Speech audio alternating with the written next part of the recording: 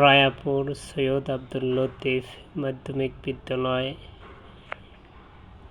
আজকের মেহমান এসেছে সমাজ সচেতনতা কর্মী সংগঠন থেকে। লোক এসে আজ আমাদের স্টুডেন্টের সাথে দেখা করছে এবং সচেতনতামূলক কিছু কথা বললেন।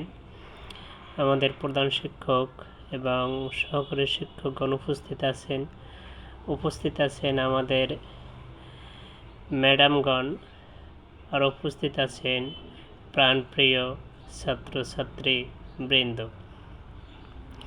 এবং সকলেই তাদের কথাগুলো সুন্দর মনোযোগ সহকারে শুনলেন এবং তারা যে স্লোগান দিয়েছিলেন, যেমন আমরা মাদককে না বলে, আমরা দুর্নীতিকে না বলে, আমরা ভালো কাজকে হা বলি এবং পরিবেশ বান্ধব গাছ আমরা রোপণ করি, এটাই